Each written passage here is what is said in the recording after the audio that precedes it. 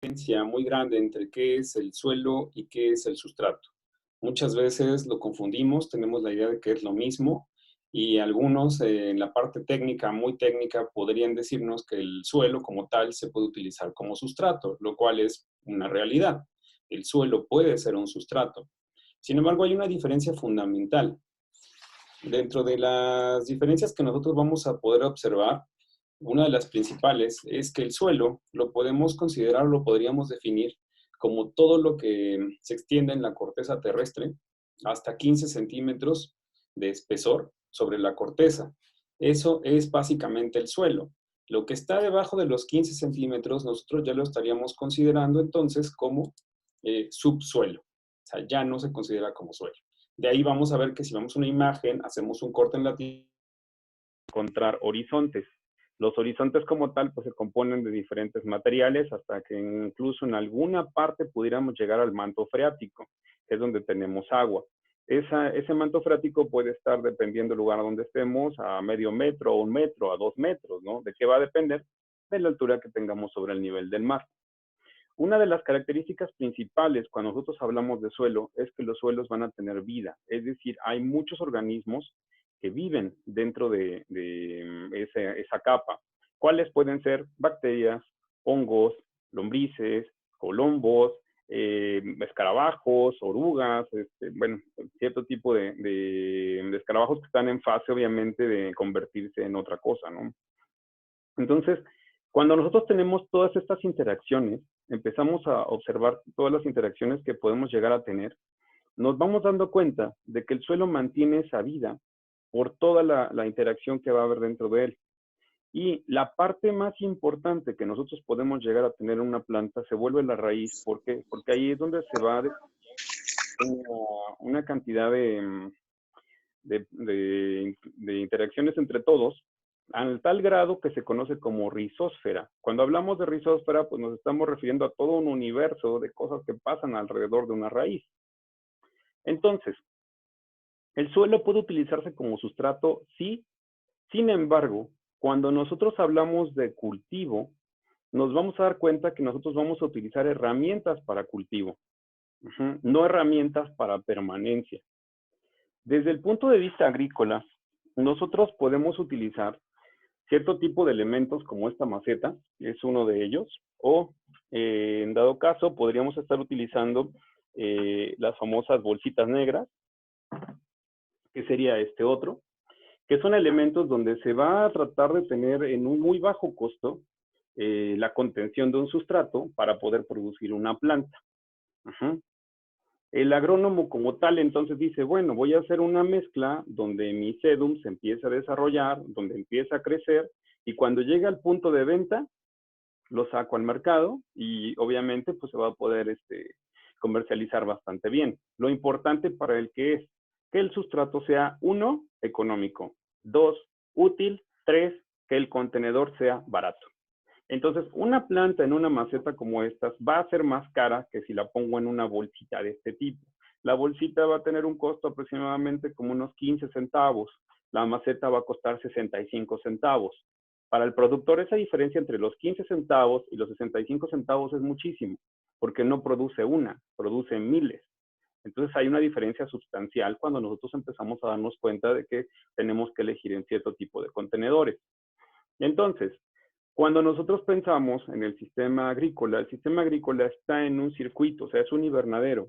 ¿Qué tengo ahí? No importa si estoy en Tamaulipas, si estoy en Sonora, si estoy en Tijuana o en China, yo voy a poder crear un circuito en el cual voy a tener controlada la temperatura, la humedad, la luz, una bitácora de riego, una bitácora de fertilizantes. Si yo tengo eso, entonces no importa en qué parte del mundo esté. El microclima que yo formo ahí es lo que permite o no el desarrollo de una planta. Estas entonces, cuando nosotros compramos cualquier tipo de planta en un contenedor como este, lo principal que tenemos que saber es que necesitamos trasplantar. Si no hacemos un trasplante, la planta no está en un esquema ni en un sustrato que le permita vivir toda su vida. Solamente está hecha para transportarse. Hasta ahí creo que estamos bien. Eso es lo que definiríamos nosotros como suelo. En caso del suelo, si yo lo utilizo aquí, me va a durar quizás unos 3, 4, 5 meses. Posterior a eso, lo que existe aquí se compacta y ya no me sirve. Si hablamos de sustrato, cuando hablamos de sustrato, entonces la diferencia técnica es que es una mezcla que yo voy a hacer que me permite desarrollar a una planta, o sea, que crezca y se desarrolle. ¿Cuánto tiempo? Depende de lo que yo necesite. Si yo necesitara germinar semillas, voy a utilizar pidmos, por ejemplo, que es un sustrato que se utiliza para solo germinar una lechuguita. Cuando esa lechuguita crece y yo ya quiero que se desarrolle, lo voy a cambiar de sustrato a quizás humus de lombriz más fibra de coco. Ya permito que exista un desarrollo. Sin embargo, nunca llegamos a la longevidad de la planta. O sea, cuando la planta ya llegó a un punto de maduración, se consume y se acabó la planta. O sea, nunca vemos la etapa siguiente, que es lo que nos sucede a nosotros. Compramos la planta, pero una vez que llega a nuestra casa, lo que tenemos aquí ya no es una mezcla adecuada.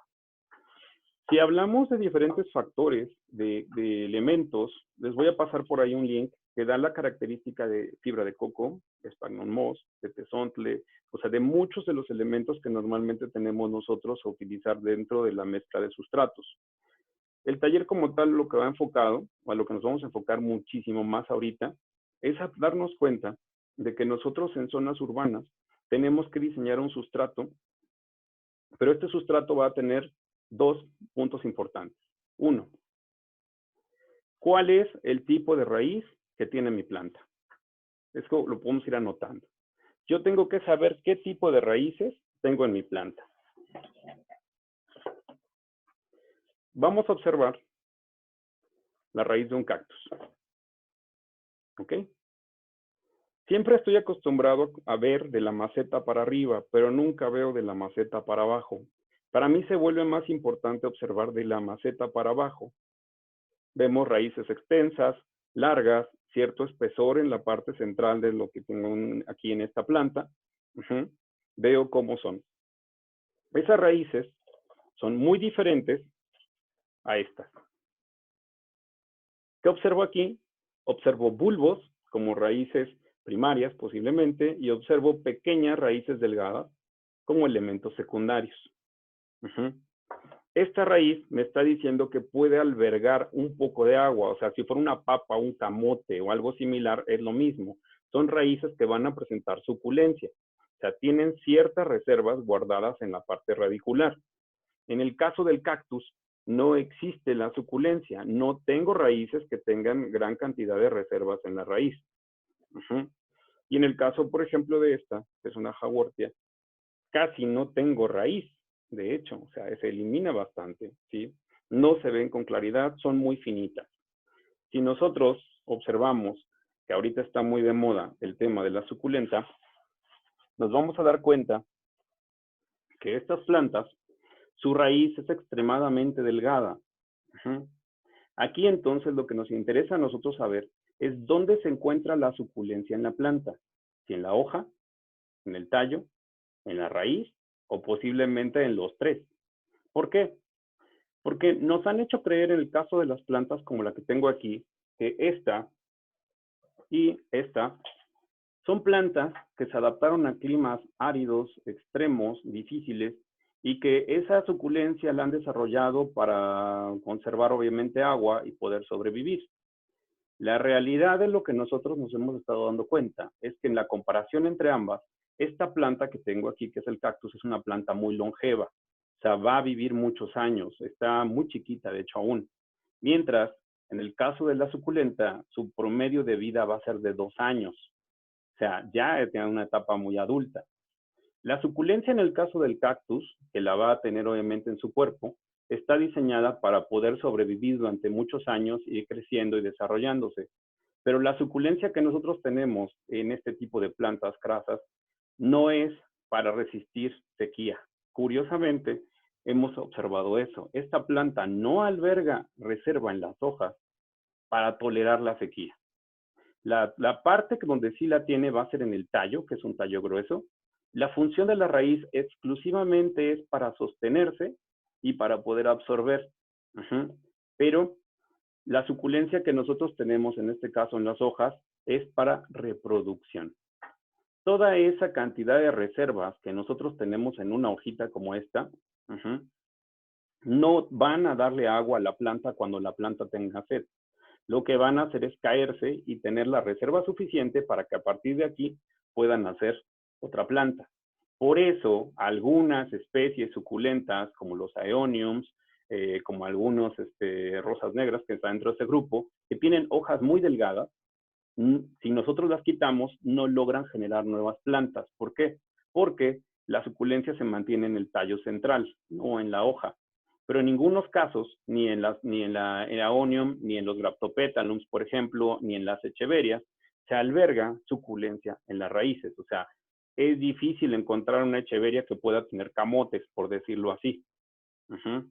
Entonces, nosotros, ¿qué es lo primero que tenemos que saber cuando vamos a elegir un sustrato?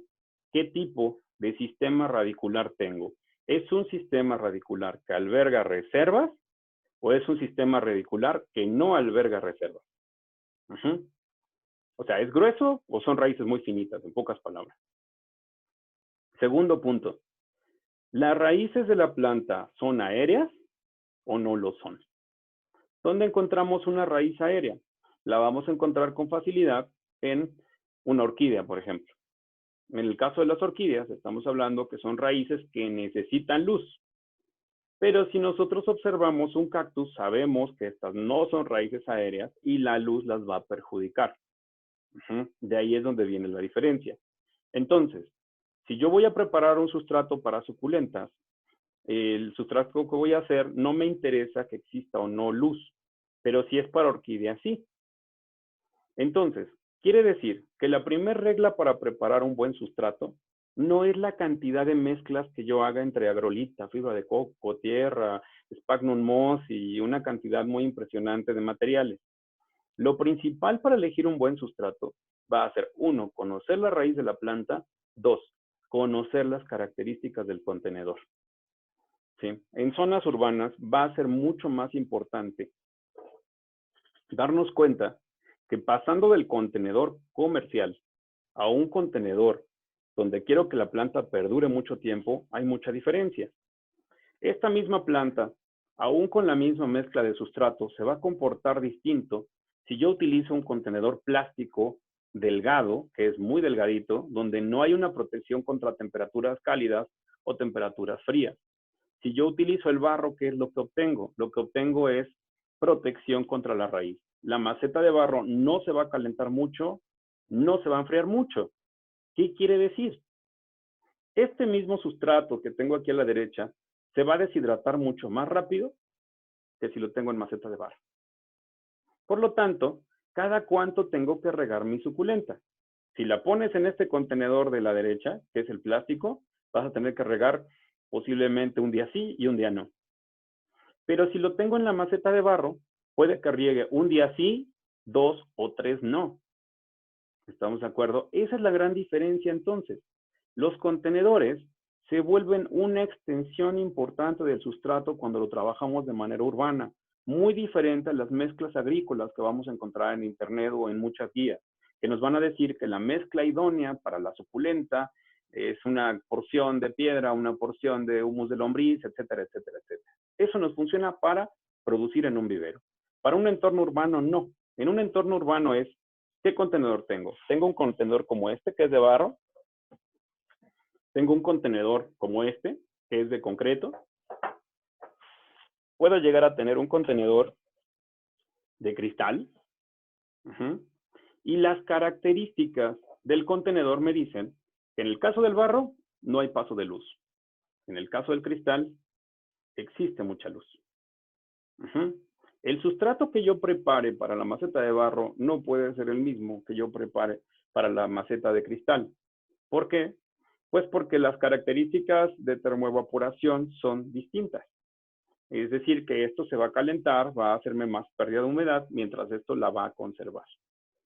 Si voy a tener una orquídea, no puedo tener una orquídea en una maceta de barro, porque las raíces de las orquídeas necesitan luz. El contenedor ideal va a ser el de cristal. Pero aunque lo ponga en cristal, no puedo yo poner tierra. ¿Por qué? Porque no hay porosidad. O sea, la poca luz que trate de atravesar entre la tierra no va a pasar porque las partículas son muy finas. Si yo a este contenedor le pongo piedra o bola, obviamente voy a poder observar que el paso de luz se da bastante bien. Entonces, ejemplo, esto es agrolita. ¿Puedo ver el agua entre las partículas? No es tan fácil. Si yo utilizo tezontle, que es una partícula más grande, muevo la copa y se observa el agua, ¿sí? Incluso, quizás, si la tomo y la escurro, va a caer. Cuando yo elijo el contenedor adecuado, independientemente del material, lo que me interesa a mí es la granulometría. Granulometría fina, granulometría gruesa. Si requiero aireación, utilizo granulometría gruesa. Si requiero retención, utilizo granulometría fina. ¿Cuándo quiero la gruesa y cuándo quiero la fina? ¿Qué es lo que quieres hacer? ¿Conservar agua o evitar pudrición por falta de oxígeno? Si lo que quieres es evitar pudrición por falta de oxígeno, granulometría gruesa. Si lo que quieres es retener agua porque la planta tiene mucha necesidad hídrica, granulometría fina. ¿Sí? Esa básicamente es la regla. ¿Cómo sé, nuevamente, si la planta lo que quiere es aire o lo que quiere es oxígeno? Depende de la raíz de la planta. Si la planta tiene camotes, o sea, tiene esos bulbos, quiere decir que no le va a afectar tanto la sequía, pero sí va a requerir espacio y aire. Si la planta tiene raíces muy finitas y yo la coloco en un sustrato como este, que está con muchos huecos de aire, si fuera una suculenta, la raíz es tan finita que no se logra fijar, o sea, queda moviéndose, queda suelta.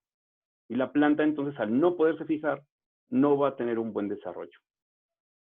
¿Sí? Hasta ahorita. Voy a activar los audios. No sé si alguien tiene alguna pregunta en lo que vamos hasta ahorita, sería muy bueno.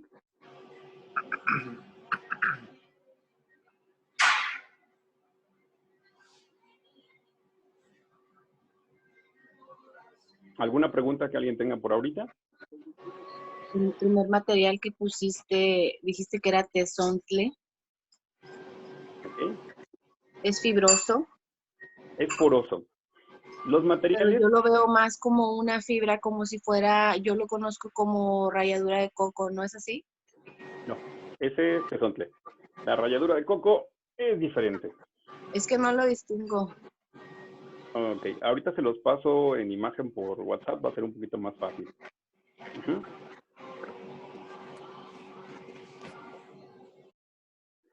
¿Cómo vamos a diferenciar los sustratos? Los sustratos vamos a dividir en dos grupos. Uno, retensores de líquido. Dos, elementos que nos den porosidad. Los retensores de líquidos normalmente van a ser partículas pequeñas que se compactan un poco y que van a conservar agua en su interior. Los porosos van a ser partículas grandes que cuando yo apilo una junto a otra, hay mucho aire entre las partículas. Son la diferencia que voy a tener. Sustrato retensor, sustrato poroso. En el caso del tezontle, que aquí se observa la piedra, lo puedo sostener con la mano, o sea, es una granulometría gruesa. Mientras si yo toco agrolita, pues vemos que me quedan muchas partículas pequeñas. Oye, los dos retienen agua, sí, pero yo en sustratos urbanos no los considero como retensores de agua. Yo los considero exclusivamente como partícula gruesa, partícula fina. Si hablamos de fibra de coco, que esta sí es la fibra de coco, ya más específicamente, va a retener agua, pero no tiene porosidad. Si yo les dijera, pues vamos a empezar a mezclarlos, que es lo que haría un agrónomo, empieza a trabajarlo por mezclas, pues van a llegar a un sustrato homogéneo, que puede o no funcionarnos para cultivo. ¿Cómo funciona en un estrato urbano? O sea, en las zonas urbanas lo que queremos no es hacer una mezcla. A nosotros lo que nos va a funcionar es hacer horizontes, capas, para no meternos en ese conflicto de, oye, yo debo mezclar un porcentaje a lo mejor de 50% fibra de coco con 50% de humus de lombriz, lo voy a mezclar todo y lo utilizo para cultivar una lechuga. ¿Me funciona? Sí, siempre y cuando sepas que vas a regar cada 3 días, sí o sí, que vas a fertilizar cada semana, sí o sí, y que la planta obviamente va a ir creciendo y desarrollándose. Si tú no tienes ese control, esa mezcla que hiciste para huerto urbano no es funcional. Entonces, ¿cómo funciona en un entorno urbano? Cuando yo hago horizontes, en el caso que tengo aquí de la izquierda y en el caso de la derecha, tengo exactamente los mismos porcentajes de materiales. ¿Cuál va a ser la diferencia de este? En este estoy poniendo hasta abajo agrolita, sphagnum moss, tezontle. En la muestra 2 voy a tener hasta abajo el tezontle, en medio sphagnum moss y hasta arriba agrolita. El comportamiento de ambos contenedores va a ser completamente distinto, porque en el caso 1, lo que sucede es que la piedra, que tiene un poquito más de peso, va a compactar ligeramente lo que está abajo, porque tiene peso. Va a permitirme una entrada rápida del agua, una retención de agua en el musgo, y los excedentes se quedarían en la agrolita. En el caso 2, si pongo la agrolita es un sustrato muy liviano, no hay compactación, o sea, no hay manera de que se fije. La planta me puede quedar un poco suelta. El musgo retiene agua y el tezontle lo que va a hacer es que me permite mayor cantidad de agua aquí abajo que pudiera subir por capilaridad por las raíces. Un ejemplo más claro. Pata de elefante. Vamos a observar el cristal, por eso lo pusimos ahí. Tenemos piedra arriba, tenemos una mezcla de agrolita con fibra de coco en medio y hasta abajo nuevamente piedra bola. ¿Qué es lo que estoy haciendo en este contenedor que no tiene orificios? Yo quiero aprovechar el agua que yo voy a usar para regar, porque yo como un ciudadano que trabajo no puedo estar regando mis plantas todos los días. Entonces lo que vamos a hacer, por ejemplo en este caso, es colocar la piedra en la parte de abajo, que me separa del suelo o de la parte de baja de mi maceta unos 2 o 3 centímetros. Va a haber agua siempre en esta parte, pero no es una cantidad de agua que mata a mi planta. ¿Por qué? Porque la parte radicular está en medio, donde tengo la fibra de coco, donde tengo una mezcla de sustratos pequeños. Si la planta tiene sed, ¿qué es lo que va a suceder? El agua que tengo en la parte de abajo se evapora, toca el sustrato de arriba y por capilaridad la planta toma agua. En pocas palabras, lo que estamos haciendo en este ejemplo es una maceta de autorriego. O sea, ¿cuándo tengo que volver a regar? Cuando yo observe que en la parte baja ya no hay agua, riego. Si todavía puedo ver agua en la parte de abajo, no voy a regar. Si tú estás en Puebla y tú estás en Tampico, la velocidad con la que el agua se va a perder es diferente. Quizás en esta misma maceta en Puebla vamos a estar regando una vez a la semana y en Tampico vamos a regar 2 veces por semana. La regla entonces no es cuánta agua requiere mi planta, es cuánta agua mi contenedor y mi sustrato puede retener. Eso es lo que nosotros tenemos que diseñar. Si esto tuviera orificios, obviamente el sistema cambia completamente porque nunca voy a tener una reserva de agua. El agua se va a drenar. Y junto con el agua, ¿qué es lo que se va? Los nutrientes se lavan. Cada que yo riego, el nutriente sale. En contenedores como estos que no tienen orificios, son muy útiles para zonas con calor extremo, zonas con mucho viento, porque quiero conservar agua. Hablábamos de los horizontes en el suelo. Cuando yo tengo una maceta como esta, estoy conservando los mismos horizontes. Una capa que sería como mi manto freático, una capa nutritiva y una corteza de suelo. ¿Sí? Esa es como la recomendación más importante que les voy a dar. Utilizar un contenedor acorde a ¿qué? A que la planta se pueda desarrollar mucho tiempo. 2, conocer el tipo de raíz que tengo. 3, utilizar estratos. No importa los materiales que utilices, o sea, son capas. Vamos a meter capas, no vamos a meter mezclas integrales. ¿Por qué no metemos mezclas integrales? Porque si yo utilizo una mezcla integral, yo hubiera mezclado todo. Cuando el viento pasa, va a evaporar. Cuando el sol pega, todo se va a evaporar nuevamente de forma continua. Pero si yo tengo mucho viento y yo coloco el tezontle hasta arriba, aunque el aire pase, no permite el tezontle o la capa de hasta arriba que la parte donde yo tengo los nutrientes, donde yo quiero conservar humedad, se evapore. No sé si me explico más o menos ese sentido, pero si lo hacemos a un nivel jardín es como tener un suelo, tal cual, expuesto, le pega lluvia, sol y aire, ¿y qué sucede? Se erosiona. Si yo a ese suelo lo que hago es ponerle una capa que tenga piedra finita, que tenga pasto, que tenga quizás corteza de pino, lo que está haciendo es proteger. Por algo se llaman cubresuelos. Los cubresuelos, su función, ¿cuál es? Evitar erosión. El contenedor de concreto, nos preguntan por ahí, ¿cuáles serían sus características? Los contenedores de concreto, como características, son exageradamente duros. Tienden a hacer que el sustrato que yo meta aquí se compacte con facilidad. Y térmicamente se calientan mucho, se enfrían mucho. Surge este famoso efecto isla de calor dentro de lo que es la maceta. En el día pega el rayo del sol, la maceta se calienta durante el día en la parte superficial, atraviesa la temperatura y libera el calor hacia la parte de adentro de mis raíces. Las raíces no son muy felices cuando hace mucho calor, o sea, no son térmicas en pocas palabras. A diferencia del barro. ¿Por qué el barro sí? Porque de una u otra manera es tierra cocida. Tiene características muy buenas. No la compro por la estética o porque me guste mucho. A veces tienden a ser muy pesadas. En el caso de ser muy pesadas, tendré que buscar sustratos que pesen poco para poderlas mover. Característica entonces, por ejemplo, de lo que tenemos aquí. Tenemos otros contenedores, como la piedra pómex. ¿Qué sucede con las piedras? En el caso de las piedras, son una extensión completa del sustrato. Si yo utilizo un sustrato muy poroso, porque a mí me dijeron que las suculentas requerían tener mucha porosidad, y aparte utilizo una piedra pómex, el resultado va a ser una deshidratación total, a menos que esté en un clima muy húmedo, se deshidrata muy rápido. ¿Sí?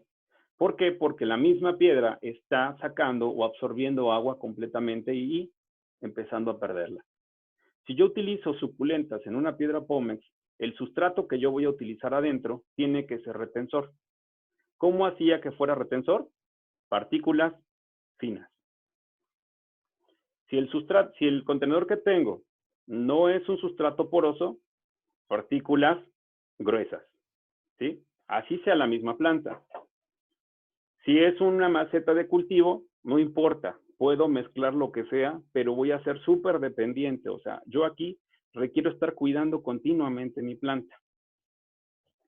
Aquí le doy un cuidado bajo y en el caso como esta, básicamente no la cuido.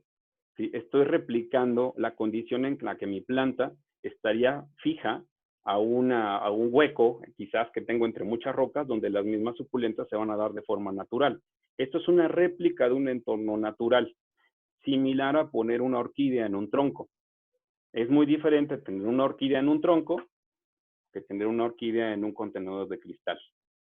¿Por qué? Porque en el tronco la raíz se va a desarrollar, replico o trato de asemejarme mucho a su entorno, mientras aquí la estoy teniendo en algo que no le permite respirar tanto, que le da un paso de luz un poco filtrado y que puede empezarme a tener otro tipo de cuestiones.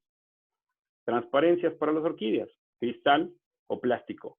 Nuevamente, si ustedes usan plástico en sus orquídeas o las compran así, recordemos, exclusivamente son contenedores para comercialización. Cristal, contenedor para permanencia. ¿Ok? Entonces, la regla con los sustratos, para que no tengamos que investigar tanto cada propiedad, les voy a mandar un link donde vienen videos descritos de cada uno de los elementos. Lo que más me interesa a mí en los entornos urbanos es que selección de contenedor correcto. 2, selección de capas correctas. Si resuelven el problema de las capas, van a tener resultados impresionantes. ¿Qué es lo que buscamos? Poco mantenimiento. Nivel de porosidad, ¿lo puedo dar internamente con la mezcla o lo puedo dar con el mismo contenedor? Aquí hay porosidad en el contenedor. Aquí no la hay. Aquí, ¿qué es lo que hay? Luz. ¿Ok? Abro un poquito los micrófonos para los que también ya llegaron ahorita hace un ratito. Sí me gustaría que igual pregunten algunas cosas para que podamos aclarar algunas dudas. Jessica nos pregunta, o si lo quieres escribir por el chat también se vale. Normalmente lo que se consigue es tierra negra y tierra de hoja. ¿Cuáles son sus ventajas y sus desventajas? Perfecto. En el caso de la tierra, ¿qué dijimos que es la tierra? Suelo. Son suelos para cultivo. Cultivo por un periodo corto. ¿Los puedo usar? Sí, siempre y cuando yo lo puse aquí, puse el esqueje, saqué raíces, esto va a estar aquí 2 meses y después, ¿qué voy a hacer? Trasplantar. Si no vas a hacer el efecto de trasplantar, no utilices tierra negra, no utilices tierra de hoja, porque esto se compacta, después hay que estar golpeando la maceta para poder aflojar la pieza y las raíces tienden a comprimirse. Los sustratos tierra, sea tierra de hoja, tierra negra, tierra mixta, tierra preparada con abono de borrego, con lo que tú tengas, tienen un ciclo de vida corto. Eso es lo que tenemos que aprender. 2, tienen material biológico, en el caso de los que te venden en los viveros, o sea, hongos o bacterias que a lo mejor no quiero. Si son esterilizados de los que te vende Home Depot, no tienen material vivo. Sin embargo, su tiempo de vida es corto. Vamos a entender que la jardinería como tal está hecha ¿para qué? Para que la planta te dure un tiempo y después tengas que comprar otra planta. No busca de ninguna forma la permanencia por muchos años de tus plantas. Si tus plantas duraran mucho, el negocio de la jardinería se termina, a menos que empieces a ser coleccionista.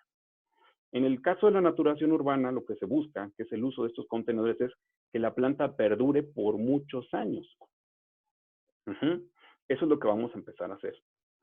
Diferencia, aún siendo el mismo contenedor. Esta planta tiene una mezcla de agrolita con fibra de coco y humus de lombriz. Pero en la parte de arriba no tiene nada. O sea, no hay una colche. Es una mezcla integral. Mezclamos todo, lo pusimos y pusimos esta plantita de Vaporub. Vamos a observar la diferencia con esta otra.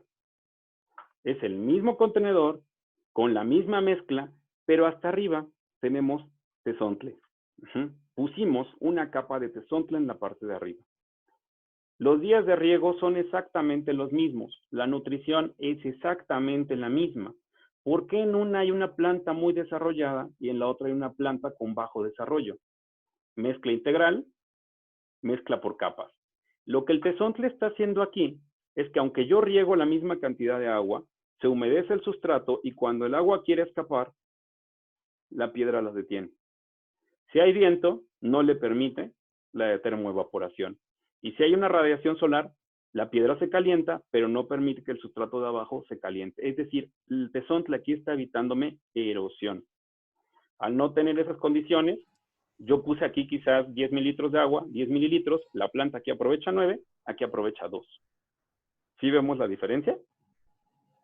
Entonces, no es la mezcla, es cómo acomodo yo mis estratos. Entonces, segunda pregunta, observo por aquí que alguien nos hace otra pregunta también. Para muros verdes al exterior, ¿recomiendas proteger el sustrato con un tezontle superior? Sí, exactamente es lo mismo que estábamos viendo en la maceta. Si yo tengo un sistema de contención, o sea, de contenedores, el geotextil es otra cosa. En el sistema de contenedores, o sea, donde ahí tengo una cosa plástica en el muro verde, y yo voy a meter plantas, si yo coloco arriba una colche de piedra o de algún material, voy a conservar más tiempo el agua que tengo aquí. ¿Dónde va a aplicar? Ciudad de México, zonas como Querétaro, Pachuca, hacia arriba, hacia el norte, obviamente funcionan muy bien. ¿Dónde no lo necesito? Tabasco, Chiapas, zonas con mucha humedad relativa.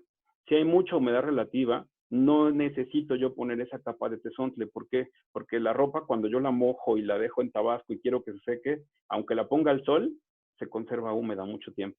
¿Por qué? Porque hay una saturación de humedad muy grande. Esa sería la única regla. Poder diferenciar en el caso de los muros verdes, zonas templadas a secas, no importa la lluvia, es la humedad relativa. Contra zonas con mucha humedad relativa, aunque haga mucho calor o haga mucho frío, no permiten la evaporación. ¿Ok? No sé si respondí la pregunta, si no pueden seguir escribiendo en esa parte. Pero es lo que estamos entonces empezando a entender. Un factor también que tenemos que anotar en nuestra lista de cómo es un buen sustrato es cuánto tiempo tarda en degradarse el mismo, que era la pregunta que nos preguntaban ahorita con la tierra. Si la tierra tiene un ciclo de máximo 3 meses, no la voy a recomendar mucho. En el caso de la fibra de coco, tenemos una vida de unos 3 a 5 años. Ah, ok, sé que me va a servir mucho más. En el caso del musgo sphagnum, tiene una vida de 10 años. Entonces, también yo empiezo a definir qué tipo de sustrato utilizo de acuerdo al tiempo o al ciclo de vida que voy a querer. Si mi planta tiene un ciclo de 2 años de vida, ¿me sirve tener un sustrato que dure 10 años? Posiblemente no. Pero si lo que yo voy a tener es un árbol que sé que va a durar más de 50 años, obviamente me conviene tener un sustrato con un tiempo largo de vida. ¿Dónde observamos este ejemplo de forma muy clara? En los techos verdes. Cuando hablamos de un techo verde, uno de los factores más importantes que tengo que definir para saber qué sustrato utilizar es cuánto tiempo de vida tiene el sustrato. Porque ahí me interesa que dure muchísimo tiempo. Entonces, buscaré una mezcla que a mí me permita no degradarse rápido. Casi siempre es piedra, siempre vamos a tener musgo, en este caso que queramos retener. En un techo verde yo no puedo utilizar agrolita, tierra negra y acerrín, por ejemplo. ¿Por qué? Se degrada. Y si se degrada, se compacta. ¿Qué voy a usar en un techo verde? Piedra, que sé que me dura muchísimo, sphagnum moss, que me retiene, pero dura más de 10 años, posiblemente fibra de coco, que por lo menos sí me dura 5 años, o sea, es una buena cantidad, y que en el caso de que se vaya degradando, yo la puedo reponer a voleo. O sea, las partículas de fibra chiquito las puedo volver a tirar, van a entrar dentro del musgo y se vuelve a combinar. O sea, voy compensando esa capa que se está perdiendo. ¿Vamos bien? Igual si quieren ir escribiendo en el chat dudas, por mí está perfecto. Entonces, ¿qué tenemos que definir en los cultivos urbanos? Volvemos nuevamente al tema. Lo más importante es que como no conozco todas las condiciones que envuelven alrededor de temperatura, necesidad de la planta, cantidad de nutrición y una cantidad que ya tendría que yo ser un experto para poder definirlo, para mí entonces lo más importante siempre va a ser acostumbrarme a reducirme labores de cuidado. La planta requiere obviamente una cantidad de agua todo el tiempo.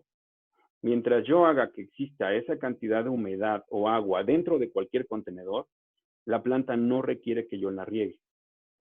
Para evitar regar de más o regar de menos, la forma en que yo acomodo los sustratos me permite a mí que la planta exclusivamente absorba la cantidad de agua que necesita, ni más ni menos. Yo aquí abajo a lo mejor le dejé medio litro, pero si la planta no tiene sed, la raíz no va a bajar y no va a tomar agua. Si la planta tiene sed, va a extender sus raíces y va a tomar esa agua. Un contenedor como este, un poco más grande, por ejemplo, para una cuna de Moisés, con un acomodo de estratos como el que tenemos, nos puede permitir tener una cuna de Moisés sin regar hasta por 40 días. Lo cual es demasiado. Son 40 días de que yo no tengo que regar en un clima caliente. En un clima templado puede ser un poco más. Entonces, eso es lo que yo voy a buscar, que la planta tenga este tipo de desarrollo. En el trabajo de áreas verdes urbanas es complicado cambiar el suelo de áreas grandes, que es lo recomendable para mejorar los suelos. Esa pregunta es buena. Nosotros estamos viendo elaboración de sustratos. O sea, insisto, cuando hablamos de sustratos es porque tengo un contenedor. El techo verde es un contenedor incluso. Si hablamos de suelos urbanos, lo que tú estás haciendo es algo que en agricultura se conoce como enmiendas, ¿sí? Las enmiendas normalmente lo que hacemos es mejorar los suelos. Es muy diferente mejorar un suelo a preparar un sustrato. Si yo tengo un área urbana, pensemos en un camellón compactado, que está durísimo, se siente bastante difícil incluso perforar a veces, lo que vamos a utilizar nosotros ahí, más allá de hacer mezcla, es evitar erosión y mejorar en dado caso porosidad, pero no de todo el suelo, porque los paisajistas llegan, retiran una gran cantidad de tierra de tezontle o de algún tipo de arenas que tenemos al norte del país y la sustituyen por tierra negra o por fibra de coco y siembran. Eso es un error muy común. ¿Qué es lo que nosotros vamos a hacer para poder hacer una enmienda? Lo que vamos a hacer es que, ok, tengo el suelo normal, pero en cierta parte yo quiero meter, por ejemplo, un árbol. Generé una excavación Y en la excavación lo que yo voy a hacer es replicar los estratos. En el fondo, si esto fuera el hueco que yo tengo donde voy a poner un árbol, hasta abajo coloco tezontle, en medio puedo colocar una mezcla con fibra de coco y hasta arriba un cubresuelos, sea vegetal o sea de piedra. No puedo ponerme a cambiar todo el esquema, exclusivamente permito que la planta se estabilice. Esa es una de las formas que nosotros lo podemos hacer. Compramos en las plantas para vivero muro verde, viene en tierra, es lavado, cambiamos el sustrato por fibra de coco antes de traspanar al canasto final. Con estratos de sphagnum y fibra de coco sería solo para transportación o practicidad para sustrato de instalación. Ok. Cuando hablamos de muro verde, aquí tenemos que especificar qué tipo de sistemas tenemos porque también se vuelve un contenedor. ¿Es un contenedor plástico o es un geotextil? Son completamente distintos. Si el contenedor es plástico y nosotros vamos a mezclar fibra de coco con sphagnum moss, la fibra de coco lo único que está haciendo es reducir los huecos que hay entre el sphagnum moss, pero el que trabaja realmente es el musgo. Y el musgo en este caso dijimos que tenía una durabilidad de 10 años. ¿Por qué lo utilizamos como lo tengo en el caso aquí? Específicamente esta planta nosotros la quitamos de un sistema que tenemos nosotros para muro verde. Por eso observamos que tiene una forma cónica y un poco plana.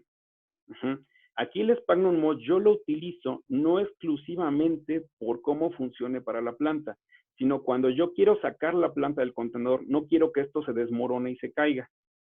¿Sí? Quiero que la raíz logre afianzarse perfectamente bien al sustrato y a la hora que yo saco la planta, venga, pero miren, sin compactación. O sea, esto yo lo puedo ligeramente aplastar, ¿sí? Y es como una esponjita. Por eso utilizo ese tipo de sustrato. Es un sustrato ligero, contiene humedad o la guarda como tal, pero sobre todo tiene una función. Creo que se alcanza a ver ahí. Podemos observar la cantidad de sistema radicular que tengo. ¿Sí? Esto es lo que una planta necesita para poder vivir en un contenedor chiquito. Muchas raíces. Si hay muchas raíces, cuando yo pongo un poquito de fertilizante, una pequeña cantidad, existiendo tanta raíz, se aprovecha casi todo. Si yo no tengo un sistema radicular como esto, puedo estar nutre y nutre y nutre, pero es como boquitas. Las raíces son como pequeñas boquitas. Si no hay muchas, aunque yo ponga mucha comida, no es posible comerla. ¿Ok? Eso es lo que tenemos que entonces darnos cuenta. ¿Sí? Esto es lo que empezamos a observar. Esta planta que les enseñaba, prácticamente es la única que yo pude haber comprado en vivero. La saqué, estaba detenida por la tierra, pero no hay un sistema radicular, o sea, hay una raíz muy escasa. ¿Qué hago con esta? Tengo que trasplantarla, no la puedo poner en un contenedor plástico. Cuando yo lo que quiero entonces es que se fije, mi mezcla primero va a ser en una maceta, por ejemplo, como esta de barro. Segundo, voy a darme cuenta que las raíces no son tan extensas. Entonces, si yo pongo fibra de coco en la base de la maceta, no se aprovecha para nada. ¿Por qué? Porque las raíces de esta planta no van a llegar hasta la parte de abajo. ¿Dónde se van a encontrar las raíces? En la parte media. ¿Dónde debe ir la fibra de coco, que es la que aporta cierta cantidad de agua? A la mitad. Ni hasta arriba, ni hasta abajo. Mi mezcla entonces puede ser piedra para que tenga muy buen dren, fibra de coco para que mantenga obviamente la cuestión de humedad, y arriba podemos poner arena, piedra decorativa, podemos jugar incluso, mezclarla con otro tipo de planta que nos permita a nosotros tener una especie de cubresuelo. La nutrición, ¿cómo la resuelvo? La nutrición la voy a resolver por vía líquida, principalmente, que es la base de la hidroponía. Puedo preparar una solución nutritiva y cuando yo riegue, estoy metiendo los nutrientes que yo quiero, los que necesita esa planta, no una generalidad de nutrientes. ¿Dudas por ahí? Escribimos por ahí alguna duda que alguien tenga. No sé si estamos más o menos bien. Pero lo que observamos, incluso tocando un poquito el tema que nos mencionaban de áreas urbanas, lo que quiero mencionar, que esto sí es muy importante, es que dijimos que este contenedor era un contenedor para producir. Este es un contenedor para permanencia en la maceta. Si lo que quiero es manejar zonas urbanas y no puedo mejorar porque no hay muchos elementos donde yo vivo para mejorar esta enmienda, lo que vamos a utilizar aquí es distinto. Vamos a utilizar contenedores que me permitan sistemas radiculares muy poderosos, ¿sí? Si yo utilizo esto para cultivar un árbol, y ahí les voy a mandar un video explicativo, el árbol en este tipo de macetas lo que va a hacer es generarme una cantidad de raíces impresionante, 360 grados. Cuando yo la quito de aquí, primero, y es una cosa muy importante, nunca estoy extrayendo el árbol de la maceta. Estas macetas se desarman, permitiéndome a mí sacar perfectamente bien el cepellón sin hacer un daño en las raíces que ya se formaron bien, ¿sí? Se desarma como tal. Yo sacaría la pieza o el árbol que yo voy a poder trasplantar y cuando lo meto al suelo, tengo una cantidad de raíces tan fuerte y tan bien formada que aunque el suelo no sea muy bueno, se van a abrir paso. Eso es lo que sucede en los sistemas de las macetas de poda por aire. La diferencia entre tener un árbol que traje en macetita de plástico, donde la raíz lo que busca es esta única perforación que tengo aquí para salir, y se hace una raíz gruesa, vertical, es algo que se conoce incluso como cola de cochino. O sea, la raíz empieza a dar vueltas dentro del contenedor y es una única raíz gruesa. Si la meto yo a suelo, esa única raíz gruesa le cuesta mucho trabajo poderse adaptar y normalmente la planta va a tener problemas. Tengo que regar mucho el árbol que puse y no se da muchas veces. Macetas de poda de aire, ¿qué es lo que hacen? Fibrosidad hacia todos lados, 360 grados. Yo trasplanto y la planta tiene un índice de supervivencia muy alto. Ejemplo, maceta de poda por aire de Geotextil. Es similar, no importa si uso la negra o uso esta. ¿Cuál es la diferencia entre estas dos macetas? Las dos son de poda por aire. Ok, funcionan bien. Pero ¿en cuál creen que retengo más líquido? Por evaporación. En el geotextil retengo más líquidos. En la negra tengo más porosidad, pierdo más líquido. Estas negras me funcionan bien siempre y cuando yo esté regando más continuamente que en el caso de las geotextiles. ¿Por qué? Porque en esta la única forma de regar es regar por arriba. Y en la de geotextil puedo ponerla en una bandejita y absorbe por capilaridad. ¿Sí? Siendo el mismo sustrato, lo que cambia es el contenedor. Las capas, esa pregunta también es buena, que estoy recomendando, ¿no tienen nutrientes? No, en este caso los elementos que estamos utilizando son inertes y son estériles y obviamente no son nutritivos. ¿Por qué? Porque la nutrición hay dos formas que la vamos a poder dar y de ahí después les mandaré otro esquema porque ahorita solamente estoy hablando de sustratos, pero sí queremos hacer incluso uno que sea exclusivamente de nutrición. Puede ser hidropónica, exclusivamente con soluciones nutritivas, puede ser obviamente orgánica, con alguna manera de compostas, y hay una nueva que casi nadie usa, que es la mineral, ¿sí? La nutrición mineral no es ni química, ni sería orgánica por descomposición de elementos. ¿Cuál es la mineral? En las zonas nortes, hacia el lado de Sonora, por ejemplo, es muy común que no tenemos fibra de coco, ni humus de lombriz, ni N cantidad de cosas, ¿sí? El suelo se ve incluso árido y seco, pero de repente hay zonas que las plantas se dan súper bien. ¿Por qué?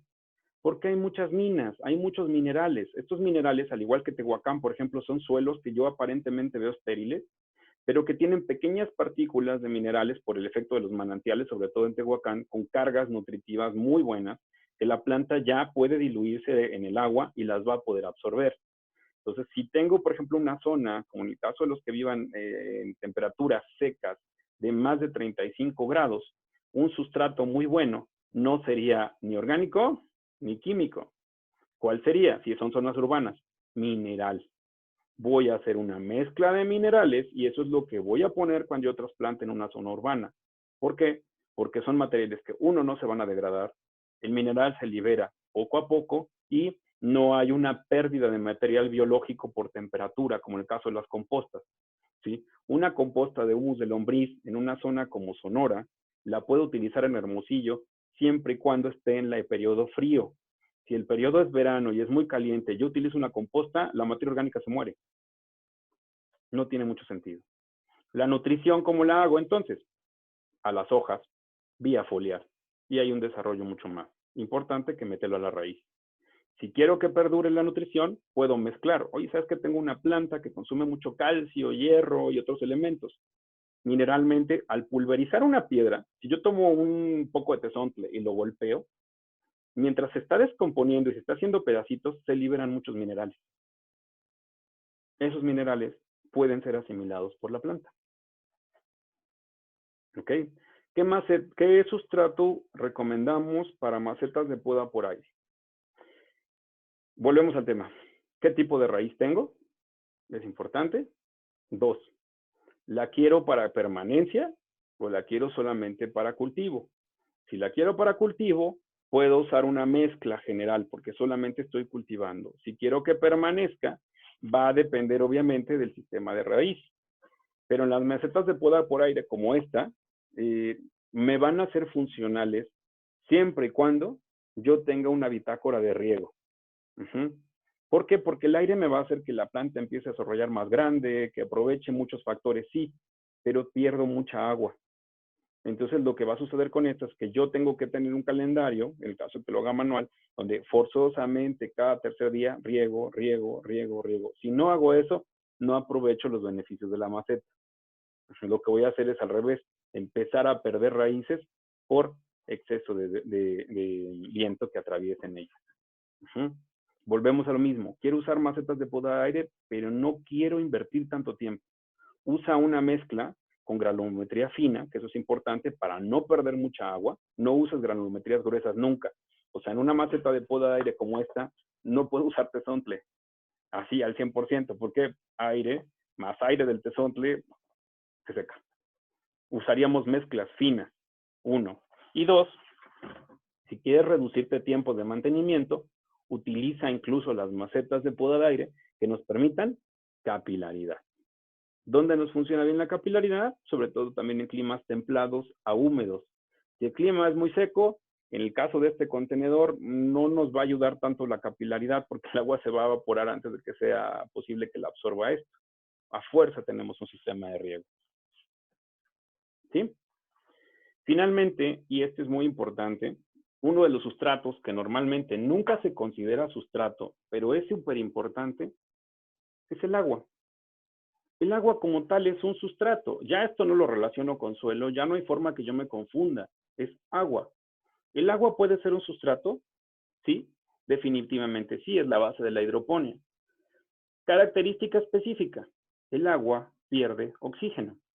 Si el agua pierde el oxígeno, ya no me funciona como sustrato.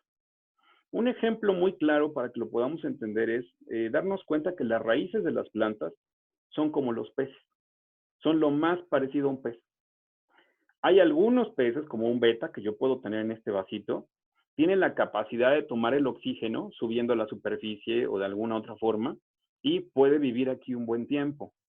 Pero si yo en este mismo vaso meto una carpa a un japonés, puede estar 15 minutos, de repente empieza a vociferar, o sea, trata de abrir, cerrar, buscando oxígeno, y en unas 2 horas el pez está muerto. ¿Qué sucede con las raíces? Las raíces no se ahogan, las raíces se asfixian. ¿Por qué se asfixian? Por la pérdida de oxígeno de cualquier sustrato.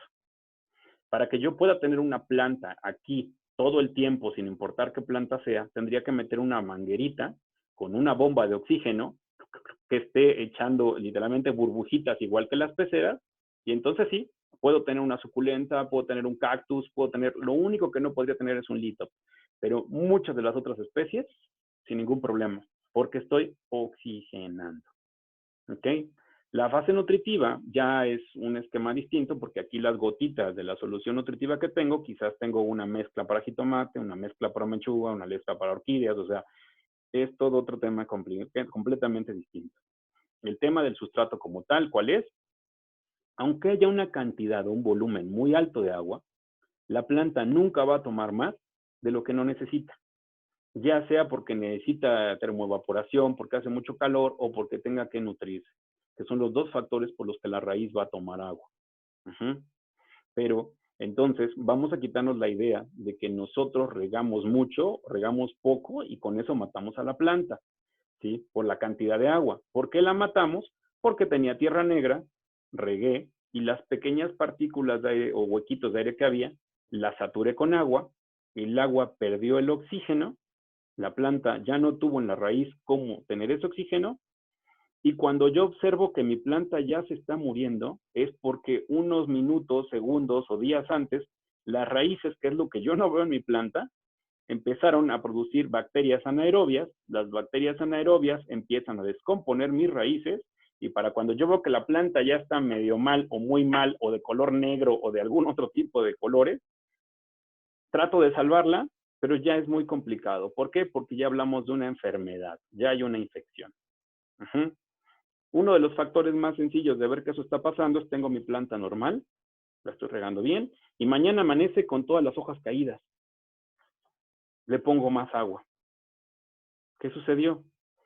Debí tocar el sustrato. Si el sustrato estaba mojado y la planta tiene todas las raíces caídas, no es por falta de agua. Ya el sistema radicular se murió o se está muriendo. Si yo coloco más agua, favorezco a que hongos o bacterias terminen de matar a mi planta.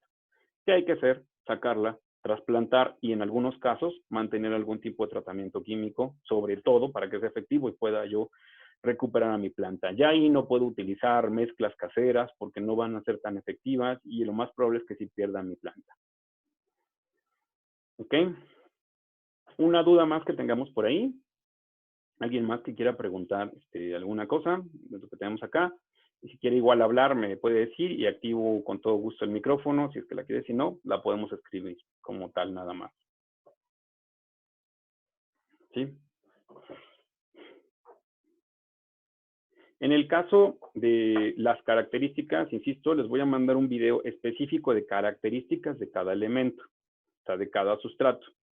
Lo que nos interesa hoy, quiero que se queden así súper guardado, es este esquema de contenedor igual a, qué tipo de raíz igual a, qué tipo de mezcla para el contenedor y para la raíz, no exclusivamente para la planta. ¿Ok? Bueno, estamos todavía en tiempo, vamos bien. Entonces abro sección preguntas y respuestas. Aquí sí, por favor, les pido mucha participación porque si no, yo no puedo saber si se quedan con alguna duda, si a lo mejor vamos a tener que repetir alguna cosa, pero el objetivo es que aprendan. Entonces, dudas que tengamos, bien.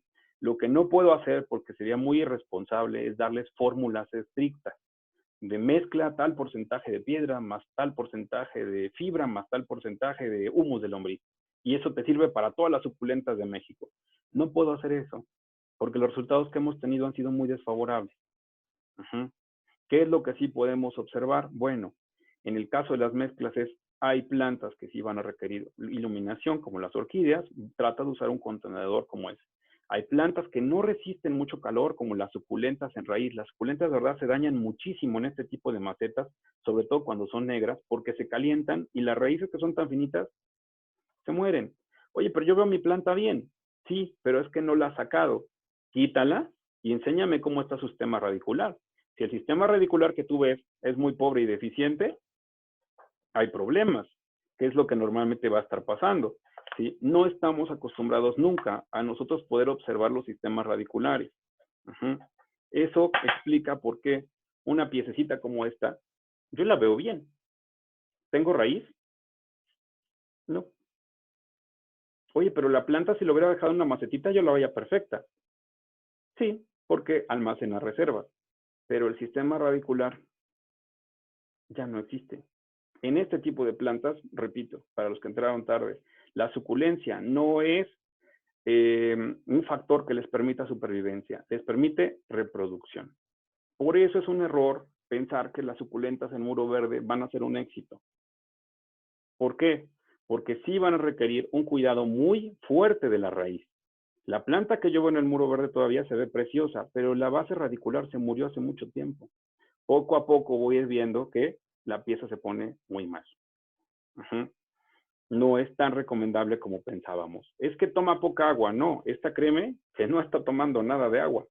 Si el problema que tenías tú era el agua en el muro verde, aquí ya no tengo nada. Solamente tengo una pieza que está esperando tirar las hojitas para una reproducción. Por eso es que esta planta se vuelve tan importante, porque dentro de los esquemas entre cactus y otros que son muy desérticos, no existe realmente un estudio tan complejo, no lo habían hecho, nosotros los tratamos de hacer, sobre cómo funciona y por qué de la suculencia. Todos se van siempre con el esquema de es para guardar agua, y es mentira. En el caso de estas no es para guardar agua por supervivencia.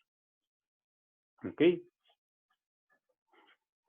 Pregunta. Entonces, para el desarrollar sí se puede usar tierra negra, pero para permanencia son mejores los materiales que mencionas, efectivamente, o los trasplantes. ¿Qué sucede? Yo quiero usar pura tierra negra, con tierra de hoja. ¿Puedo utilizarlo aquí? Sí. ¿Pero cuánto tiempo? A los 3, 4 meses, saco la planta y quito esa cantidad de tierra negra o tierra de hoja, pongo nueva y vuelvo a sembrar. Eso se puede hacer, que es lo que normalmente tendrían que hacerte. ¿Cada cuánto trasplanto? Pues hay muchas personas que no trasplantan nunca. Entonces, ¿qué sucede? Esa tierra perdió su periodo en el que podía ser útil, y aunque yo lo fertilice por arriba y le ponga nutrientes, la tierra ya no tiene la capacidad de absorber esos nutrientes. Hay algo que se llama conductividad eléctrica, o sea, es lo que nos permite a nosotros que las partículas puedan ser asimiladas o no, incluso va relacionada con el pH y muchos otros factores que no quiero ahorita llenarlos de esa información. Sin embargo, si vas a utilizar solamente tierra negra o tierra de hoja, ok, la uso máximo 6 meses a 3 meses, dependiendo en dónde viva. Saco la planta, trasplanto nuevamente con una nueva carga de tierra negra o tierra de hoja, y así me la voy a tener que llevar. Es lo que tendríamos que estar haciendo. Un beneficio importante es que a lo mejor ustedes miran, es que donde yo vivo, que es pues cerca de Hermosillo, no existe el tezontle, no existe la fibra de coco, no existe la agrolita. ¿Qué hago? ¿Cómo mejoro mi suelo? ¿Qué crees? Ahí sí existe arena. ¿Sí? Es algo que podemos utilizar. Partículas finas que retienen agua, que no se disuelven. Ok, ¿y esta arena con qué la puedo complementar? Si lo que quieres es nutrición y no lo quieres dar vía líquida, porque aquí podría vivir perfectamente una planta si yo la riego con nutrientes, podemos mezclarla en este caso quizás con humus de lombriz, pero no con tierra negra, es muy distinto. El humus de lombriz no se consideraría un sustrato, es una base nutritiva. Si yo uso tierra negra con arena, lo que va a terminar pasando es que con la temperatura que hay en Hermosillo, esa tierra negra se va a supererosionar, se va a compactar y junto con la arena se me hace una piedrita muy bonita y tu planta muere. Vivo más al norte y tampoco vivo cerca de playa. ¿Qué buscamos? Pusolana. La pusolana es parecida a la pómex, o sea, es un material que se encuentra normalmente en esa zona. Por eso es que hablar de los nombres de los materiales a veces es difícil. Es mucho más fácil pensar en características. Granulometría fina, granulometría gruesa. Porosidad, no porosidad. Retención líquida, no retención líquida. Ciclo de vida largo del material, ciclo de vida corto. Esos factores sí los anotamos en una libreta y de acuerdo a eso nosotros podemos empezar a buscar materiales. Quiero probar con el acerrín, quiero probar quizás con otro tipo de materiales. ¿Puedo probarlo? Sí, sí es posible probarlo. Solamente recordar, si el material tiene una degradación rápida, hay que sustituirlo constantemente. Si el material tiene una degradación lenta, no requiero sustituirlo constantemente. Esas son como las reglas básicas para principiantes. ¿Dudas? Checamos por ahí o estamos bien. Si estamos bien, podemos poner, me parece que hay reacciones como la manita, eso. Y con eso podemos decir que estamos correctos. El curso como tal, ahorita es la explicación muy general, insisto, ya sea por WhatsApp o en nuestra página les voy a mandar un link donde van a poder descargar algunos manuales o ver algunos videos ya cortos muy específicos. Porque obviamente ahorita pues tenemos un tiempo muy corto para poder explicar esto. Sin embargo, sí consideraba yo muy importante que pudiéramos entender la diferencia entre generar una mezcla y manejar capas, entre tener un contenedor o tener otro tipo de contenedor y siempre revisar características de la raíz. No me meto con el tema nutrición porque, insisto, es mucho más largo y espero que muy pronto tengamos esa parte donde exclusivamente nos metamos a solo nutrición química, solo nutrición orgánica y solo nutrición mineral. No nos da un periodo de 1 hora para poder explicar todo de manera tan clara. ¿Qué sí vamos a poder mejorar el día de hoy? Si yo tenía plantas que tengo en mi jardín como esto, en contenedores como esto, tendré que hacer ¿qué? Cambiarlos. Eso es algo que definitivamente va a empezar a darles una mejora importante. Solo lo tenía tierra negra, no va a durar demasiado. Por ahí creo que una pregunta me quedó pendiente. Voy a aprenderla porque no logro encontrarla tan fácilmente. Gisela, te dejo el audio porque no logro encontrar tu pregunta. Ay, Ahí. espérame. Yo sí la voy a buscar. O sea, la pregunta es de que todo este tiempo que uno hace una mezcla, o sea, porque revuelves todo, tierra, agrolita, fibra de coco, lo que encuentre, ¿verdad? Porque yo también batallo para encontrar muchas cosas. O sea, hacer esa mezcla está mal. O sea, no debo usar tierra. ¿O qué está pasando con mis plantas, por ejemplo? Porque a mí sí se me mueren. Entonces, eventualmente esa tierra ya no me va a servir. Tengo que cambiar la mezcla. O como dices tú, en lugar de usar mezcla, hacer las capas. Ok. Aquí, ¿qué es lo que vamos a hacer? Recordemos la regla para tener como un proceso a seguir. 1, no culpamos al sustrato. Primero, culpamos al contenedor. ¿Ok? Es lo primero. Segundo, tu planta se muere, pero yo no sé si está muriendo por qué. Entonces, lo que tenemos que revisar de tu planta en el tema sustratos es la raíz. Si tú simplemente ves que, tengo una planta aquí y se murió y la desechas, pero no estás sacándola para ver cómo está el sistema radicular, yo no podría decir que murió por un problema del sustrato. Pudo haber muerto por N cantidad de factores muy distintos a lo que estamos viendo, por ejemplo, el día de hoy. Entonces, en el tema sustrato específicamente es, lo saco. Si yo observo que no hay un sistema radicular correcto, ¿sí? Aunque la parte de arriba se ve aparentemente sana, ¿sí? Esto quiere decir que aquí hay que hacer, obviamente, una intervención a nivel sustratos, a nivel maceta. No tiene nada que ver con la parte de arriba. Que si es correcto o incorrecto crear una mezcla, no es incorrecto siempre y cuando tú decidas si lo que estás haciendo es cultivo o permanencia. ¿Sí? Si vas a hacer cultivo porque vas a dedicarte a hacer macetas pequeñas con arreglos para que se vendan, haz una mezcla en esto, no pasa nada. Pero sí dile a la persona que cuando la compre, después de que la compre, va a tener que darse cuenta que es mejor poner los estratos que dejarlas en mezclas como esta. ¿Sí? Solamente es eso. Si son plantas que te vas a quedar tú para mucho tiempo, entre hacer la mezcla y hacer las capas, es mejor hacer las capas. Hay mejor resultado. Aunque dentro de las mismas capas puedo tener agrolita pura, tezontle puro, y en la parte central, que es donde normalmente en este tipo de plantas voy a tener los sistemas radiculares, aquí sí puedo generar una mezcla en la parte de en medio. Aquí existe una mezcla nutritiva, que a lo mejor es fibra de coco con humus de lombriz, tezontle arriba, tezontle abajo o agrolita abajo, ¿no? O sea, es donde puedo empezar a hacer eso. O sea, dentro de las mismas capas que yo tengo, una de las capas puede ser una mezcla. Pero no es una mezcla completa de lo que tengo en el contenedor. Esa es la gran diferencia. Para saber si mis mezclas están siendo correctas o no, o lo que estoy poniendo es correcto o no, tengo que saber cada cuánto riego. Estoy regando muy continuamente. Eso no es favorable. Saco la planta y no tiene un sistema radicular bueno. Tu mezcla no es favorable. Saco la planta y sale un bloque de algo negro, como puede ser tierra negra, súper compactado, que hasta me cuesta trabajo sacarlo de una bolsita. Tu mezcla no es correcta. Saco la planta y observo que hay demasiada humedad o está muy mojado, o sea, se inunda o se encharca. Nuevamente son factores que visualmente sabemos que esas mezclas no son correctas. ¿Ok? ¿Qué tenemos que hacer?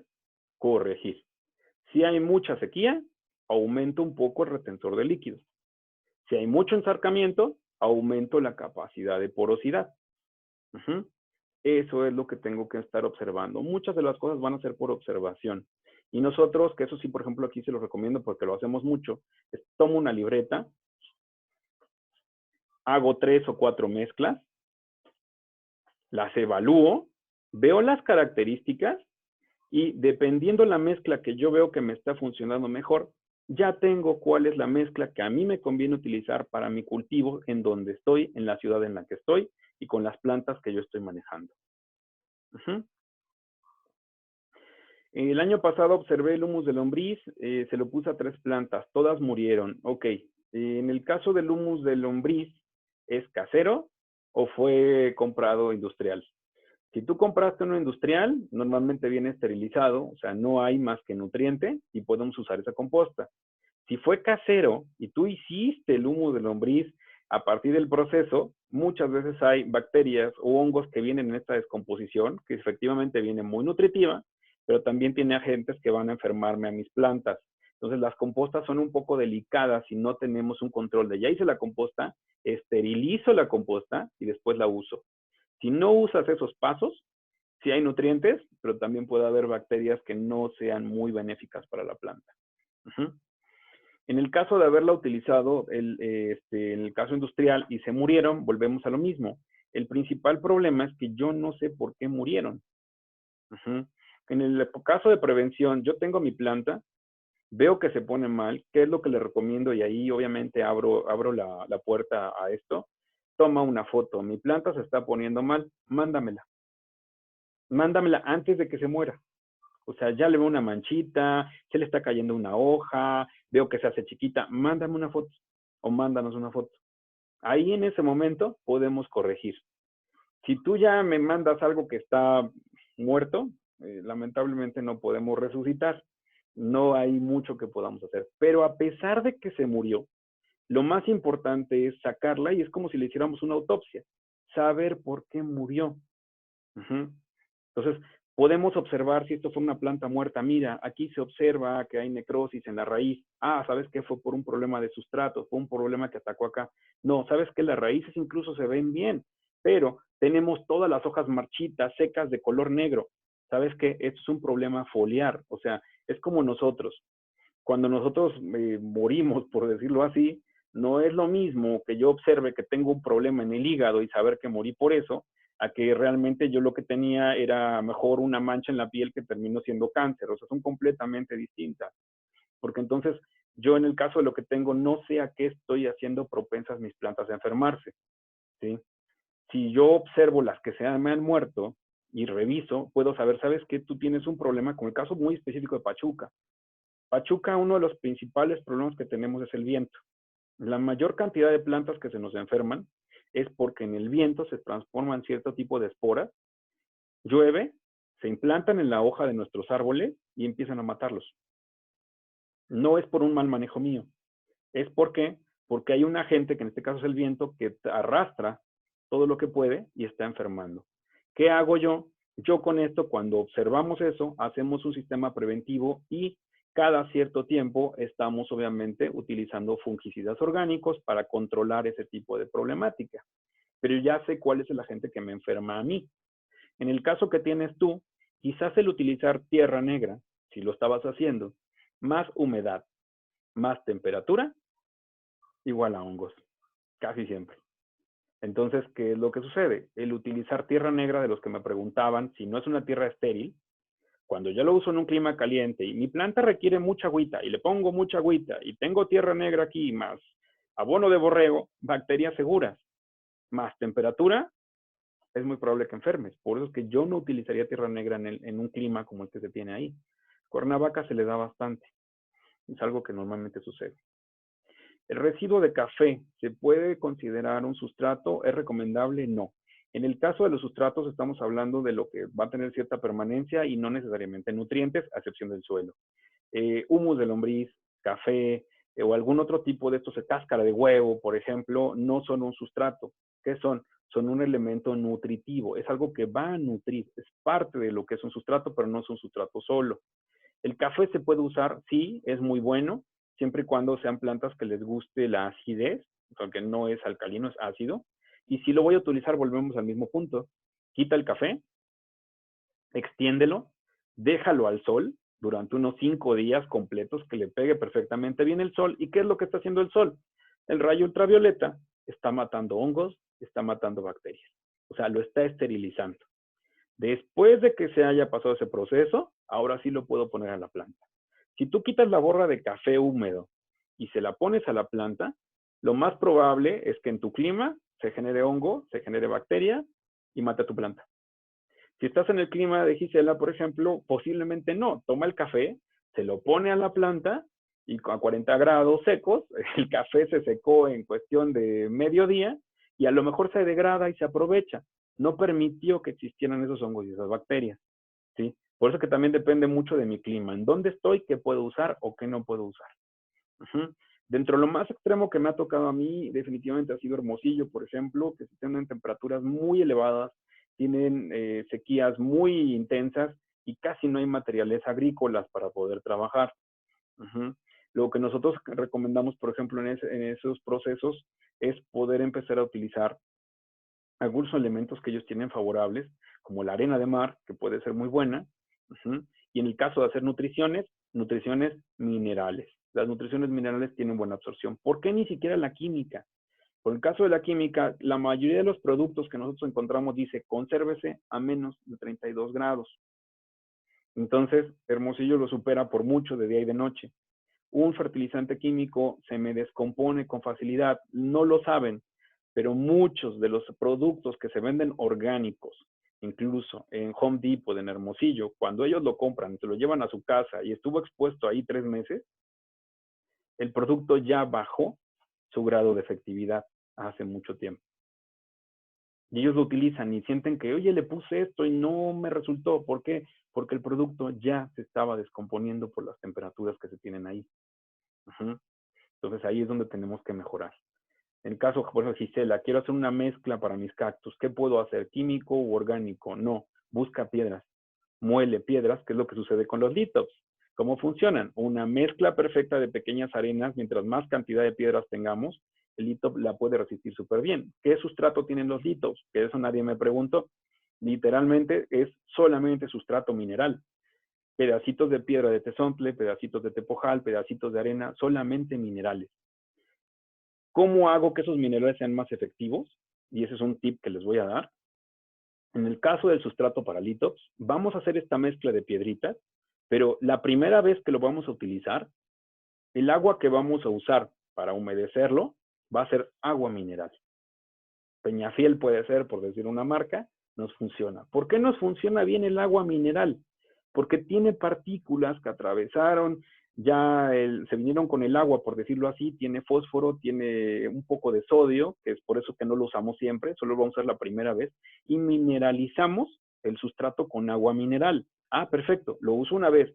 ¿Cuándo lo puedo repetir? Posiblemente en unos 4 o 5 meses. O sea, no es un agua de riego continuo, pero sí aumenté la cantidad de minerales que no pude encontrar en sitio. La composta casera es sin cárnicos y sin lácteos, efectivamente. Vamos a tener 2 tipos de composta que podemos mencionar. La de descomposición normal, o sea, mezclo todos mis vegetales, se van descomponiendo, esa es una. ¿Qué lo descompone? Hongos y bacterias. Y la 2, la lombricomposta.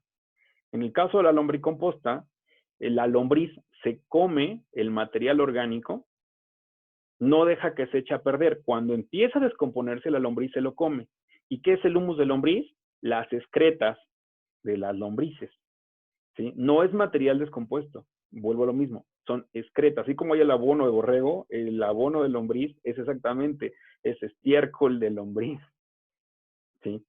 Al pasar por la lombriz, en el estómago de las lombrices hay cierto tipo de bacterias que ayudan a descomponer, pero esas bacterias eliminan a las bacterias nocivas y normalmente lo que sale en la excreta es sano. En el caso del abono de borrego, ¿por qué es muy distinto? Porque el borrego tiene otro tipo de bacterias que no descomponen y lo que van a hacer es que pueden llegar a transmitir una lechuga que está preciosa, que yo la hago súper bien, no se enferma, pero si yo me la tomo, aquí había salmonelosis por no desinfectar el abono de borrego. ¿Qué puedo usar como sustrato único, llamémosle universal, con muchos nutrientes que pueden quemar la planta, ¿no? Algo que puedo utilizar ahí. un sustrato que nosotros hemos utilizado que tiene características muy buenas, que podríamos no meterlo como maravilloso ni único, pero que sirve en la mayor cantidad de plantas, es el Sphagnum moss. El musgo Sphagnum definitivamente es un sustrato que tiene porosidad, tiene gran retención líquida, tiene micronutrientes y tiene cierto efecto bactericida, o sea, no permite que muchas bacterias alberguen en él. Entonces, es un sustrato realmente muy bueno. Sin embargo, lo único que sí recomiendo es que, así como absorbe agua, la pierde. Por lo tanto, si lo vamos a utilizar en zonas muy secas, uso musgo y después puedo utilizar una colche que evite que se evapore. ¿Para qué puedo usar el musgo? Se usa para orquídeas, se usa para carnívoras. Un tip que les doy, nosotros nos funciona perfectamente bien con cactus. El mejor sustrato que hemos encontrado hasta ahorita para un cactus es el musgo Sphagnum, cuando lo usamos en maceta. ¿Por qué? Porque lo que va a hacer el Sphagnum es que permite un desarrollo radicular muy bueno. O sea, el cactus lo que va a hacer ahí es extender demasiado las raíces. Y si yo regara mucho, se evapora. No permite que exista esa compactación. Entonces nos permite hacer un sustrato muy, muy bueno. Para suculentas, la raíz, recordemos, es mucho más finita. Si yo solamente uso Sphagnum moss, no alcanza a fijarse tan perfectamente. Por eso es que la podemos mezclar partícula gruesa de Sphagnum con partícula un poco más finita que sería fibra de coco. Son los elementos que puedo usar. ¿Qué recomendamos como solución hidropónica? Bueno, ahí sí es un tema completamente aparte porque necesitamos saber qué es lo que come la planta, o sea, si le gusta más hierro, si lo que quiere es más calcio, o qué es lo que necesita. Entonces, la solución hidropónica, en el caso de las cuestiones de cultivos urbanos, o sea, de horticultura, vas a encontrar ya, hay una tabla perfecta, y les voy a pasar proveedores de solución nutritiva para arándano, solución nutritiva para lechuga, solución nutritiva para jitomate, ya lo hicieron. En el caso de las ornamentales, lamentablemente, si yo le pregunto a alguien qué cantidad de fósforo y potasio requiero para esta planta, a diferencia de esta, ningún agrónomo se ha puesto a estudiar exactamente la nutrición, así a manera exacta. Por eso es que no podemos dar ese dato. ¿Qué sí podemos dar?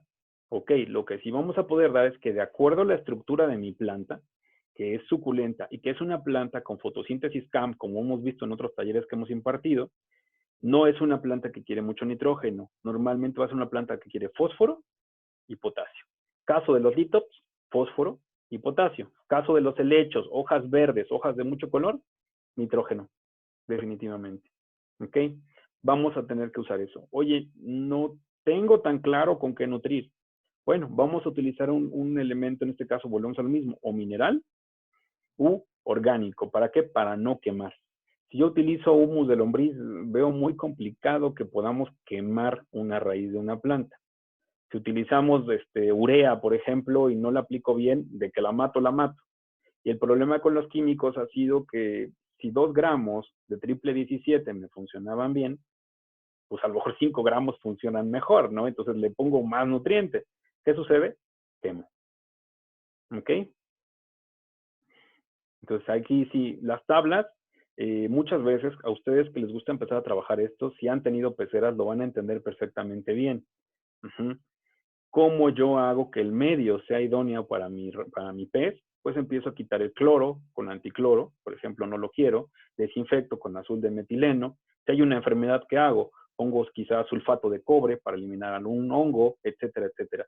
Lo mismo que reproduzco en la pecera es exactamente lo mismo que hago en las macetas con mis raíces, ¿ok? Es exactamente igual. ¿Qué es lo que yo quiero? Desinfecto sustrato, puedo quitar el cloro. Si yo quito el cloro en un sistema de riego, las plantas se van a dar impresionantemente mejor. Empiezo a trabajarlo así. ¿Sí se complementa con muchas horas de estudio? Definitivamente sí.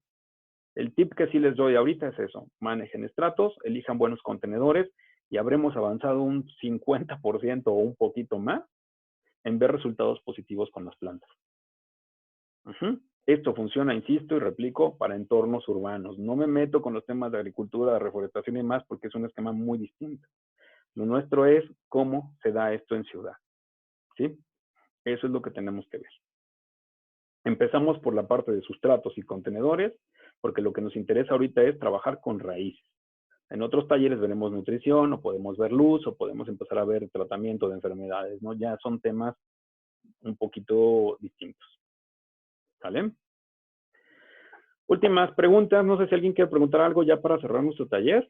Espero que haya sido hasta ahorita un poco productivo, o sea, que sí les aclare alguna duda, sobre todo que los motive a leer los formatos que les doy, porque una cosa es explicárselos aquí y otra cosa ya empezar a ver, ok, me voy a adentrar un poco más, pero pues mis resultados empiezan a ser después ya hábitos muy fáciles. De verdad que para nosotros ahorita el uso de una Pomex con suculentas, por ejemplo, eso lo dejamos en el jardín y me olvido de él. Casi podría estar adaptándose a las lluvias que hay aquí en Pachuca y yo ni sé que existe más que cuando crece y tengo que cortar. Eso es lo que se busca, que cuando yo empiezo a trabajar ya con mucha materia vegetativa, se me haga muy fácil, o sea, lo adopte de una forma muy sencilla, o sea, es como tratar de tener estanques y no peceras de agua salada compleja. Ya es un hábito muy común. Pregunta, ¿cada cuánto debemos nutrir? ¿De qué depende la nutrición? La nutrición, aunque no es el tema, lo voy a responder, depende de dos factores. Uno, ¿qué necesita la planta? Dos, ¿qué quiero que haga la planta? ¿Quiero que sobreviva? ¿O quiero que crezca mucho más rápido? ¿Quiero que desarrolle más rápido? ¿Quiero que genere flores? ¿Quiero que genere hoja? ¿Sí? De eso va a depender. Las reservas que necesito mínimas en un sustrato convencional con un poco de nutriente, las va a tener. Incluso puedo dejar de fertilizar, caen las hojitas, se degradan y que se vuelven nutrientes. Y la planta sobrevive y se desarrolla lentamente, pero se desarrolla bien. En temas de nutrición agrícola es no, yo quiero incrementar la velocidad. Bueno, incremento la luz, incremento la temperatura, me obliga a incrementar la nutrición, y si esto en esta maceta normalmente crecía 1 centímetro por mes, buena nutrición más todo lo demás me va a hacer crecer 3 o 4 centímetros por mes. Va a acelerar definitivamente la velocidad, ¿sí? Eso es lo que cambia, que en el caso de los elementos que nosotros tenemos, el desarrollo vegetal, a diferencia del animal, aunque yo coma mucho y muy sano, no voy a crecer más rápido, ¿sí? Pero en el vegetal es distinto. En el vegetal, si yo doy más horas de luz, más nutrición, más condiciones adecuadas, la planta no crece por años humanos. O sea, no tiene 2 años, 3 años, como un perro. En el caso de la planta crece, ¿por qué? Por ciclos favorables, ¿sí? Si el ciclo fue favorable, la planta crece. Si el ciclo no fue favorable, la planta se estanca, no crece. O incrementa su tamaño, pero no madura. ¿Dónde observo ese tema específico? En los frutales. El frutal puede ser un arbolote gigante y no da frutos. ¿Por qué? Creció en tamaño, pero no creció en madurez. No tiene una etapa reproductiva y no me va a dar un fruto. ¿Lo puedo acelerar? Sí. ¿Cómo? Aumentando el ciclo de cultivo favorable. O sea, tener las condiciones de agua, nutrición adecuadas y hago que eso crezca mucho más. Que entonces repito, en esta piedra Pómez, ¿quiero que esto se mantenga o esto crezca? Si quiero que se mantenga por decoración, no incremento nutrientes. Lo sostengo y esto se va a ver igual durante mucho tiempo. Si lo que yo voy a hacer es producir, nutro, acelero procesos y en un mes esto ya tengo que cortarlo, ver qué hago. ¿Por qué? Porque ya es demasiado grande para hacer algo estético en la piedra. Esa es la ventaja de la planta. La planta va a hacer como si fuera un perro domesticado lo que nosotros queramos de acuerdo a los estímulos que nosotros estemos dando. ¿Ok? Por eso es que no recomiendo una solución nutritiva específica. Eso lo aprenderemos en el tema de nutrición. Por ahora solamente cerramos el ciclo de sustratos, o sea, de dónde se alberga la planta, dónde se puede desarrollar. Tienes una plantita cebra, ¿cómo hago que te dé más hijuelos? Bueno, ya no es con sustratos, ni siquiera con nutrición. Ahí tendríamos que hablar específicamente de qué es lo que hace que la planta se reproduzca. Y es muy parecido a los humanos. Un niño no tiene capacidad productiva. Un adolescente sí. ¿Qué es lo que hace que un niño deje de ser adolescente y pueda reproducirse? ¿La nutrición? No. Las hormonas. En el caso de nuestras plantas, si lo que queremos hacer es acelerar floración o reproducción, no tiene que ver. La nutrición es necesaria para que lo logre, pero lo que hace que se produzcan o que se reproduzcan o quieran hacerlo son hormonas, que será un tema que vamos a tocar en otra clase, pero definitivamente es un tema muy separado. Ahí no puedo relacionar yo esos factores, ¿no? O sea, obviamente un semental bien nutrido pues tiene mejor capacidad productiva que algo que está anémico, efectivamente, pero lo que cause que tenga el poder de reproducirse o no, no es la nutrición, son hormonas. ¿Ok? Específicamente fitohormonas. El término fito se refiere a la parte vegetal. Entonces, siempre que hablamos de fitohormonas, estamos hablando de hormonas vegetales. Nada que ver con las animales. O sea, no es porque yo le meto hormonas a mi lechuga, me enfermo, es imposible. ¿Ok? Bueno, entonces cierro ya ciclo por ahorita. De todos modos, saben que si tienen teniendo dudas o algo, las podemos ir comentando por WhatsApp sin ningún problema, de forma quizás más particular. Mi última recomendación es esa, exclusivamente temas sustratos. Tengo dudas, saco mis plantas, las veo, mándame fotos y pregúntame qué tengo aquí, cuál es mi problema y con todo gusto, pues lo voy mejorando, ¿ok? Ahorita nos concentraremos, eso es nuestra tarea, solo raíces, ¿ok? Empiecen a sacar sus plantas, empiecen a observar qué tienen, empiecen a mandar fotos incluso por el grupo y va a ser mucho más fácil que todos podamos, obviamente, ir observando cuál es la problemática.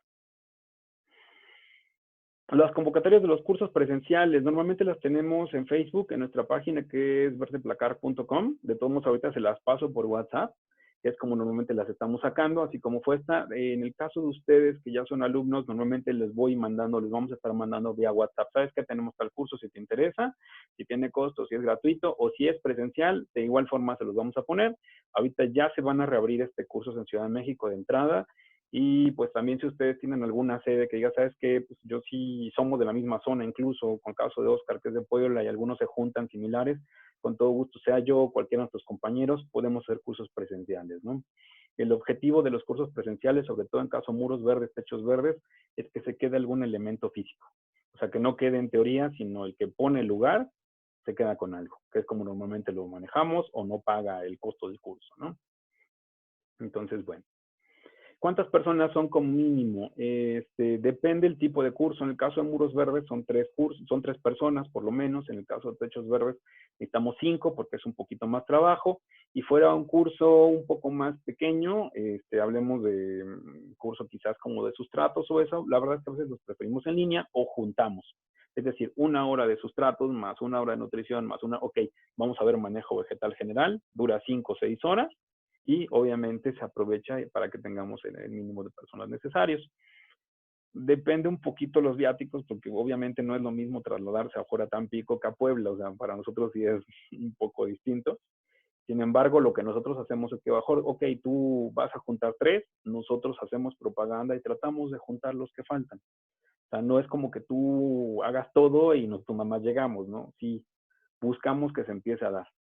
Ahorita con el programa que tenemos de las escuelas, esperamos que pues se expanda, o sea, que tenemos algunos talleres en los cuales, aunque el plantel sea el que toma el curso de huertos, por ejemplo, nos permite abrirlo a público, les avisamos y se dé. O sea, se empieza a desarrollar ahí. Otro beneficio muy bueno, hay varios compañeros aquí que ya tomaron más de un taller, entonces muchas veces es como que, oye, tengo cierta duda, a lo mejor no vienen específicamente ellos, ¿no? Pero ¿existe alguien que me pueda dar este taller de los que ya tomaron algún curso? Sí, por eso es que los capacitamos y los certificamos, porque entonces ustedes ya empiezan a tener la competencia para poder explicar ciertos temas. Y nosotros respaldamos la información que ustedes tengan. ¿Sale? Entonces, bueno, ahora sí, los dejo, sigo en contacto, cualquier cosa que quieran por WhatsApp. Me voy porque tenemos otro curso ahorita y ese sí es presencial. Entonces, pues vamos a preparar ahorita lo que falta y pues una semana un tanto cuanto buena y productiva. Mando la retransmisión posiblemente mañana, subimos el mismo video como tal para que lo puedan ver. Y bueno, específicamente de los que tomaron ya el taller de suculentas, lo van a encontrar en la misma carpeta del curso, o sea, ahí mismo va a aparecer.